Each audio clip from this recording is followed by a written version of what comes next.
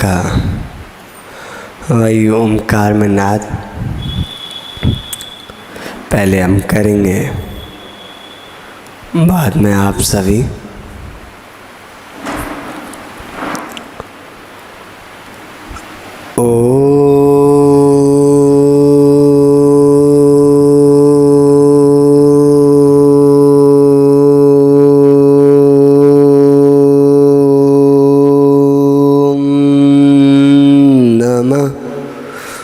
सिद्धेभ्यः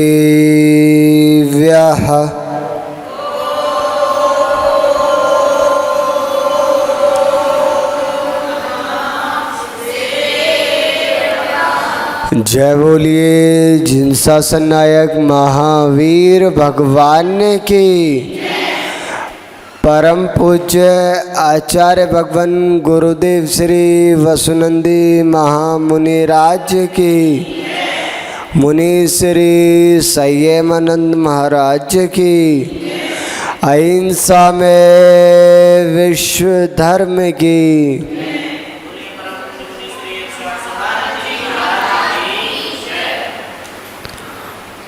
जिनेंद्र देवी के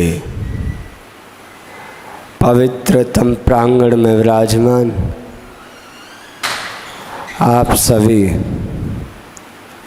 धर्मानुरागी पुण्य आत्मा महानुभाव, चलते हैं उसी अनूठे दृश्य की ओर जहाँ पर कुछ समय के लिए वह काल विश्राम करने के लिए ठहर गया था। भैया आप थोड़ा आगे आ जाइए, क्योंकि अभी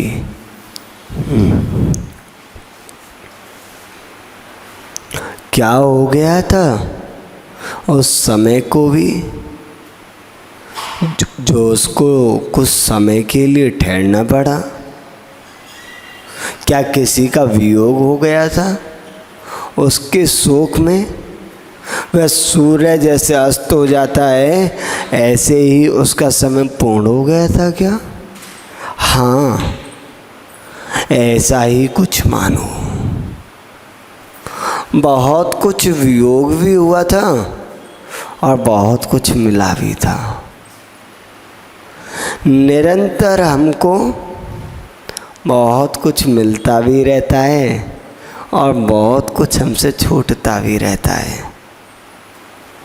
बस मालूम कभी कभी पड़ता है। कब? जब हमारी वह मोह की नींद टूटती है तब।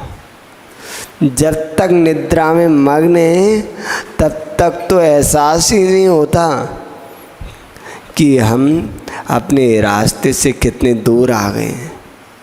लेकिन जब अचानक से पैर में कोई कांटा या कोई कांच लगता है तब होश आता है, अरे ये तो वो मार्ग नहीं है, मैं तो अभी निद्रा में था, भटक के दूसरे रास्ते पे आ गया। ऐसे जब मोह की नींद टूटती है ना, तब पता चलता है कि मैंने क्या गलत किया। तब तक तो उसे सब कुछ अच्छा दिखाई देता है, सब कुछ। माता पिता समझा रहे तो गलत, भगवान की वाणी जो शास्त्रों में लिखी है वो गलत, गुरु महाराज भी बता रहे हैं वो भी गलत। सब कुछ गलत दिखता है उस मोह के पर्दे के आगे, क्योंकि मोह का पर्दा इतना रंगीन होता है, ऐसा होता है कि उसे एक बार जो देख ले उसकी आंखों से वह पर्दा गायब ही नहीं होता। महान भाव।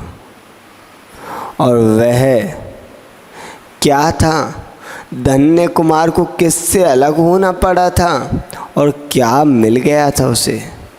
उसे मिल चुका था मान, सम्मान, पद, प्रतिष्ठा, राज्य, रानी और अनेकों आज्ञाकारी पुत्र पुत्रियां। सब कुछ तो मिल गया और जीवन में चाहिए क्या? शानो शौकत थी, राजाओं की तरह बन चुका था। अनेकों बड़े बड़े जे राजा महाराजा उसके नम्रीभूत चरणों में बैठे रहते थे। अनेकों रानियां थी, दास दासियां थी, भंडार स्वर्ण चांदी और रत्नों से भरे हुए थे। फिर भी वह चिंतित, अब क्या चाहिए उसको। उसको याद आ गई अपने माता पिता की। अरे वही माता पिता जिस माता पिता की वजह से, जिन भाइयों की वजह से उसे घर छोड़ना पड़ा, वही निष्ठुर भाई जो उसे मारना चाहते थे, उनकी याद आ गई। ऐसे भाइयों को भी नहीं भूला वो? नहीं। क्यों नहीं भूला? क्योंकि वो धर्मात्मा था।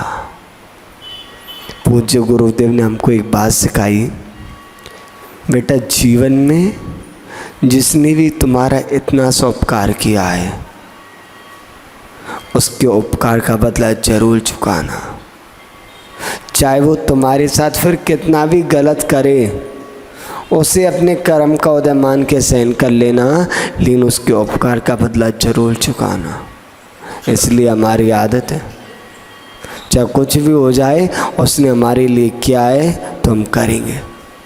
हमें भी ऋणों से मुक्त होना है। और वह विचार करते करते शोक में मग्न हो गया, नेत्रों में आंसू झलक आए। इधर कल हमने देखा जिस घर में उसका जन्म हुआ, महल जैसी शानो शौकत थी। अनेकों सेठ उसके पिता के आगे सलाम करके चलते थे, और उसके गृह त्याग करते ही उस नगर के देवता ने उनके माता पिता को घर से निकाल दिया, रोड पे ला दिया। और जो भाई जिस धन के अहंकार में किसी की ना मानते, ना जानते, ना सुनते, ना देखते, एक चीज होता है एटीट्यूड, अहंकार, बड़ा ही खतरनाक होता है। और कब किसे आ जाए पता नहीं चलता, कौन सी बात पे आ जाए पता नहीं चलता, और जब आ जाता है तब पता चलता है। वो भी किसको? सामने वाले को।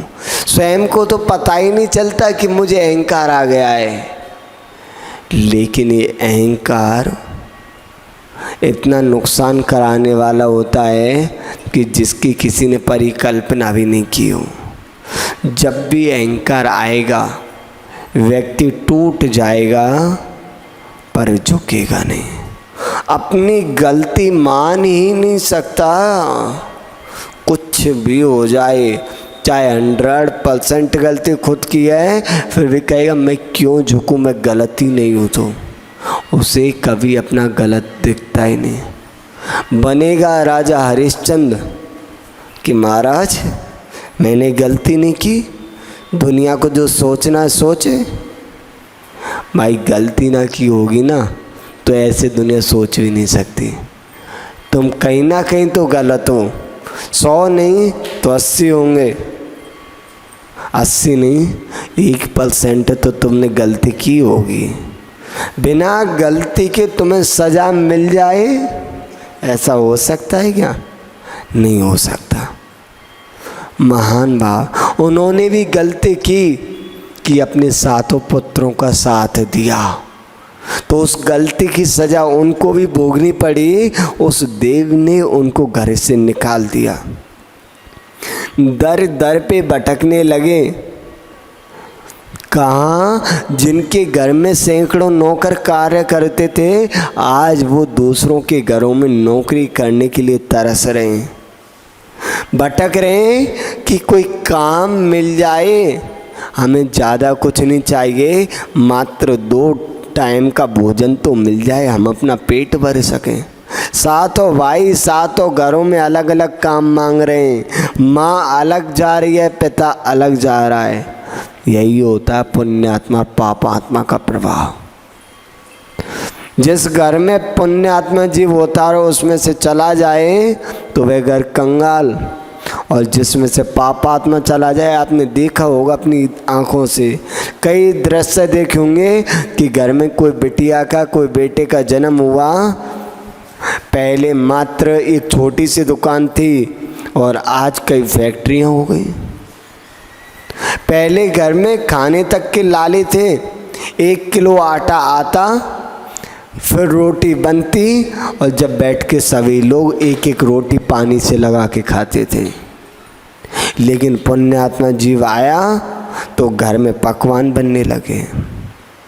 महान भाव, बहुत बड़ी चीज़ होती है पुण्यात्मा और पापात्मा का प्रभाव। अब एक बात याद आ रही थी, भूल गए, चलो आएगी तब बताएंगे। लेकिन हम इतना ही बता चाह रहे हैं, जब पापात्मा आया था, जब ये अकृत पुण्य था तो इसकी सारी संपत्ति नष्ट हो गई, और जब पुण्य का उदय आया तो इसके घर में सब कुछ आ गया। लेकिन जैसे ही पुण्यात्मा गया तो सब कुछ पुण्य पहले की जैसा हो गया। पुण्य का बहुत प्रभाव होता है, इस चीज़ को ध्यान रखें। चलो नहीं आ रहे स्मृति में, बाद में सुनेंगे। सब लोग अलग अलग भटकने लगे काम की तलाश में। एक बार धन्य कुमार की माँ ने कहा उसके पिता से, सुनो एक काम करो, राजगृह नगर चले जाओ और वहाँ पे आपकी बहन का पुत्र रहता है, यानी कि आपका भांजा, उसके पास जाके कुछ मदद मांग लो, क्या पता कुछ मदद मिल जाए। लेकिन सही बताएं, जब पाप का उदय होता है कोई मदद नहीं करता। प्रैक्टिकल पहले भी देखा था, आज भी देख रहे हैं और आगे भी देखेंगे। पाप का उदय होता है तो लोग जानने से इनकार कर देते हैं, आपका नंबर देख के ब्लैक लिस्ट में डाल देते हैं। और जब पुण्य का उदय होता है तो सामने वाला 100 फ़ोन करेगा, 100 बार आपके पास आएगा और आपसे कहेगा कोई काम हो तो बताओ। ये होता है पुण्य पाप। बहुत बड़ी शक्ति होती है इसमें कि व्यक्ति को ऐसा नाच नचा देता है कि जिसको कभी आपने सोचा भी ना हो। और भटकते भटकते पहुंच गया उसी साली भद्र के घर के आसपास और पूछने लगा अड़ोसी पड़ोसी से कि भाई यहाँ पे साली भद्र नाम का एक सेठ रहता है, क्या आप उसे जानते हो? जो अनजान लोग थे उन्होंने कहा नहीं भाई, हम भी इसी नगर में राहगीर हैं, हम नहीं जानते किसी साली भद्र को। और पूछते हुए पहुंच गया धन्य कुमार के महल के बाहर और पूछ रहा है द्वारपालों से बड़ी करुणा बड़ी आवाज़ में, भाई यहाँ पे साली भद्र नाम का कोई सेठ रहता है क्या? आप उसे अगर जानते हो तो बता दो, मुझे उससे मिलना है, कुछ काम है। जैसे ये आवाज़ ऊपर महल में बैठे धन्य कुमार के कर्ण गोचर हुई, वह अचानक सहम उठा। अरे ये आवाज़ तो मुझे सुनाई दे रही है, जानी पहचानी सी है। कौन है ये? अरे कौन क्या, ये तो मेरे पिता की आवाज़ है, लेकिन वो यहाँ पे कैसे? नहीं, ये मेरा भ्रम है। प्रतिदिन मैं अपने माता पिता के बारे में ज़्यादा ही सोचने लगा हूँ और अब मुझे नगर भी जाना है उनसे मिलने, तो हो सकता है मेरा भ्रम हो। कुछ समय के बाद फिर वही आवाज़ सुनाई दी। वह तुरंत खिड़की के पास आया और झरोखे में से नीचे देखा कि एक फटे हुए वस्त्रों में, केस बिखरे हुए, पैरों में टूटी खड़ाऊ और एक दयनीय स्थिति, चेहरे पर मटमैला रंग। देख के लगा ये तो कोई भिखारी है। मेरा पिता तो नगर का सेठ था। लेकिन अचानक उस व्यक्ति की नज़रें ऊपर की तरफ गई और जब दोनों की नज़रें मिली तो कमाल हो गया। नज़रों से नज़रें मिलते ही दोनों की आंखों में, नेत्रों में आंसुओं की धारा बहने लगी। बोली ये तो मेरे पिता हैं। और वह जल्दी से नीचे उतर के आया और उसके चरणों में गिर गया। कहाँ एक राजा, कहाँ एक रंक। द्वारपाल मंत्री सब देखते रह गए। जमावाड़ा हो गया। नगर में कोलाहल मच गया कि हमारे राजा ने एक भिखारी के पैर पकड़ लिए। आग की तरह बात फैल गई। उसी समय पूरे नगर के नर नारी यह अनुपम दृश्य देखने के लिए वहाँ एकत्रित हो गए। और वह धन्य कुमार अपने पिता के चरणों में पड़ा है, रोते जा रहा है और कहता जा रहा है, पिताजी कहाँ चले गए थे? मुझे छोड़ के कहाँ चले गए? कभी आपको मेरी याद नहीं आई? सच में पिता होता ही ऐसा है, देखने में गरम जरूर होता है, लेकिन अगर ना हो ना तो जीवन में अंधकार छा जाता है। पढ़ा नहीं, महसूस किया है। पढ़ा नहीं, महसूस किया प्रैक्टिकल। सच में पिता जब तक होता है तो कोई चिंता नहीं होती। आज हमारे पिता, आज हमारे गुरु हैं तो मैं इतनी सी चिंता नहीं होती। गुरु जी कहते हैं बेटा कभी कोई चिंता मत करना, मैं हूँ ना। दुनिया में कहीं भी चले जाना, जब तक मैं हूँ कोई चिंता नहीं करना। एक बार समाचार भिजवा देना कि गुरुजी ये बात है, तेरी सारी व्यवस्थाएं अपने आप हो जाएंगे। लेकिन कई बार मन में आता है जब गुरुजी हमारे पास नहीं होंगे तब कैसा होगा। और सच्चाई है, एक दिन तो सबको जाना है ना, तब कैसा होगा। एक दुख को देखा है कि पिता का दुख, और सेम वो पिता तो संसार में घुमाने वाले थे, लेकिन ये पिता तो संसार से पार करने वाला है। तो इसके बिना कैसे। जब आचार्य भगवान विद्यासागर महाराज जी की समाधि हुई तो हमने गुरुजी से कहा, एक बार प्रसंग चल रहा था, गुरुजी मूलाचार प्रदीप पढ़ा रहे थे। आचार्य मुनि महाराजों के ग्रंथ हैं ये। तो उसमें आया था जब आचार्य समाधि करते हैं तो वे अपने संग को छोड़कर दूसरे संग में जाके समाधि लेते हैं। तो हमने कहा गुरुजी जब आप भी उत्कृष्ट समाधि की साधना करोगे तब आप।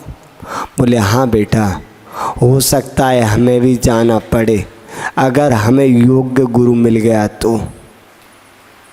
हमने कहा गुरुजी कुछ भी हो जाए हम तो आपके ही साथ रहेंगे। बोले नहीं बेटा, भावनाओं से बढ़ के एक चीज़ होती है, वो होता है कर्तव्य। भावनाओं को भी मारना पड़ता है कर्तव्य के सामने, और जो गुरु कहे वही सबसे बड़ी आज्ञा है। जब हमने ये बात सुनी तो पूरे दिन हम उदास रहे। गुरुजी ने बुलाया, क्या हुआ, क्यों उदास बैठे हो? हमने कुछ नहीं गुरुजी, वो बात मन में चल रही है कि हम लास्ट टाइम आपके पास नहीं होंगे। कितना बड़ा दुर्भाग्य है। तब से हमने एक चीज़ सोच ली, भगवान हमारी जब भी आयु पूर्ण हो तो गुरुजी से पहले हो और गुरुजी की गोद में ही हो, क्योंकि अब वो दुख हम सह नहीं पाएंगे। क्यों, तब तो गृहस्थ में थे और तब हमारे पास गुरुजी थे, इसलिए उस दुख को सह लिया। तब चिंता नहीं थी, तब गुरुजी से मिल चुके थे तो ठीक है, जानते थे जो व्यक्ति आया है जाएगा। लेकिन कहना बहुत आसान होता है, कहना बहुत आसान होता है, जो आया है जो जाएगा, लेकिन जिसके साथ से कोई जाता है उसे पता होता है। आज हमें कोई भी बात होती है, भैया देखो गुरुजी के पास चले जाओ, जैसा होगा वो बता देंगे। ऐसी जब गृहस्थ में होता है व्यक्ति, कोई बात होता है ज़्यादा बोलता है, अपने पापा से बोल दूँगा। गांव में भाषा चलती है, पिताजी भी कहते हैं, शहरों में एक शब्द चलता है, क्या बोलते हैं उसे, डैडी, क्या होता है वो, डैडी, हाँ पता नहीं, लेकिन गांव में बाबूजी, पापा, ये शब्द चलते हैं। हकीकत है वो अपने पिता के चरणों में फूट फूट के रोने लगा। आपको अपनी एक बात बताएं, पहले हम बहुत अलग थे, गलत संगतियाँ पढ़ के हम एक बार घर से चले गए कि हम अपने पैरों पे खड़े हो गए, हम कमा सकते हैं, खा सकते हैं। पिताजी ने समझाया, बेटा कोई बात नहीं। हम कहा नहीं, हमसे कोई बोलेगा नहीं, हम बड़े हो गए। दोस्तों के साथ चले गए, 4 दिन साथ रहे। मित्र बोले कि भाई हमारा नाम लेके कि पैसे वैसे तो ख़त्म हो गए, अब कुछ करो व्यवस्था। मैंने कहा भाई देखो पैसे वैसे हम पे नहीं है, जो लाए थे वो ख़त्म, अब तुम करो, हम तुम्हारे साथ रहेंगे। क्योंकि उससे एक दिन पहले लड़ाई हो गई हमारी फ़ोन पे। पिताजी ने कहा भाई घर आ जा। हमने कहा कौन बेटा, मैं तुम्हारा बेटा नहीं, तुम हमारे पिताजी नहीं, आज के बाद मैं घर नहीं आऊँगा, मुझे रहना अपने दोस्तों के साथ। कह तो दिया, और सच में उस समय अहंकार भी था कि दोस्त हैं, दोस्तों से बढ़ के कुछ नहीं। लेकिन एक बात होता है, दोस्ती याराना वगैरह जो भी होता है ना, 1 मिनट का होता है। सारी दोस्ती ख़त्म 1 मिनट में, 1 मिनट लगती है। और जब सच में उनको पता चला इस पे पैसे नहीं है, बोले भाई अब हम भोजन नहीं करा पाएंगे। उस समय पॉकेट में 10 रुपये थे और फ़ोन में 5-7 रुपये पड़े थे रिचार्ज। अब तो फ्री वाला होने लग गया, 1 महीने अनलिमिटेड वाला। पहले 10 रुपये कराओ, 20 कराओ, 100 कराओ, जितना करो। 7-8 रुपये थे और वो भी ख़त्म होने वाले थे। तो हमने चलो एक कॉल लगाते हैं। हमने घर पे कॉल लगाया, फ़ोन उठा, बोले हाँ कौन। हमने रोते कहा हम बोल रहे हैं। बोले हाँ बोलो क्या काम है। वो ऐसे ऐसे बात हो गई है, भोजन नहीं किया। बोले एक काम करूं, तुम घर आ जाओ। हमने कैसे आए घर। बोले कुछ नहीं, तुम घर आ जाओ, सब ठीक हो जाएगा। एक दिन पहले मैं कह रहा था कि कौन पिता, और दूसरे दिन बाद ही वो व्यक्ति कह रहा है कि घर आ जाओ, मैं हूँ ना। ये होता है एक पिता। और वह धन्य कुमार रोने लगा। उस धन्य कुमार को उठाया और स्वयं उसकी स्तुति करने लगा। हे नृप सिंह, तुम तो राजा हो, मैं तो एक नौकर हूँ, किंकर हूँ, तुम मेरे सामने मेरे चरणों में पड़े हो। ये शोभा नहीं देता। तुम अनेकों सेठों के द्वारा पूजनीय हो, वंदनीय हो, और मैं एक साधारण सा किंकर हूँ। ये अच्छा नहीं लगता, लोग मजाक उड़ाएंगे। बोले जिसको जो सोचना है सोचे, मुझे फ़र्क नहीं पड़ता। क्यों, जिसने जन्म दिया है, जिसने मुझे इतना बड़ा किया, आज मैं उसे भूल जाऊँ। लेकिन पता नहीं क्या हो गया, इतना टाइम बदल गया। अभी घटना है देहरादून की, एक जैन बिटिया थी 13 साल की। कितने? 13 साल की जैन बिटिया थी। और दोस्त वगैरह बन जाते हैं, बन गए दोस्त। उसके पिता ने इतना बोल दिया, बेटा फ़ोन कम चलाया कर। बोले ठीक है। उसकी माँ और उसका भाई मुंबई वगैरह जाना था, फ्लाइट थी, तो वो निकल गए और उनको छोड़ के आया। तो उसने अपने पिता के लिए चाय कॉफ़ी दी और वो कॉफ़ी पी के सो गए। उसमें पता है क्या था? नींद की दवाई, और अच्छी क्वांटिटी में। और पता है उस 13 साल की लड़की ने क्या किया? खंजर लिया और 28 बार सीने पे वार किया। कितने? 28 बार। तब भी तसल्ली नहीं हुई। कैरोसिन निकाला, डाला और आग लगा दी चिंते में। कहते हैं ना, पिता की सबसे प्यारी लड़की बिटिया होती है, बिटिया को पिता ही प्यार करता है। तो बिटियों को ही हमने देखा है, इसलिए अपना पाप। और पता है इसका कारण क्या था? संस्कार, संगति और ये फ़ोन। 1 मिनट में जो पराया था, जिसे जानते भी नहीं थे, वो अपना हो गया, और जो अपने थे उनको पराया समझने लगे। महान बाप। और उस धन्य कुमार की उसके पिता ने खूब स्तुति की। जब किसी बेटे की पिता स्तुति करे सबके सामने, तो खुश होगा नहीं होगा? होगा। गुरुजी कई बार सबके सामने बोल देते, हमारे शिवानंद महाराज जी तो ऐसे लगते हैं। हम कहते हैं स्वामी हम तो ऐसे ही नहीं। बोले नहीं, तुम ऐसे ही हो, तुम बहुत बढ़िया हो, तुम ये प्रभावना कर सकते हो, तुम ये बड़े बड़े काम कर सकते हो। एक बार फिरोजाबाद में हम बैठे पढ़ाई कर रहे थे, नीचे एक भैया आए, सुनील भैया, बड़ा मोहल्ला वाले। बोले महाराज जी चलो। हमने पूछा कहाँ? बोले गुरुजी ने कहा है कि वहाँ एक गुफा निकली है, वहाँ शिवानंद जी को ले जाओ। हमने कहा हम ही क्यों? बोले गुरुजी बोल रहे हैं ये काम हमारे बस शिवानंद महाराज जी कर सकते हैं। हमें बड़े अपने आप पर गर्व होता है कि गुरुजी की नज़रों में हम ऐसे बने हुए हैं, एक हीरो की तरह, कि कोई भी काम होता है हमें शिवानंद जी महाराज जी हैं। अहंकार नहीं है, स्वाभिमान है। और गुरु हमारे स्वाभिमान भी हैं, उनके बिना कुछ नहीं हमारा।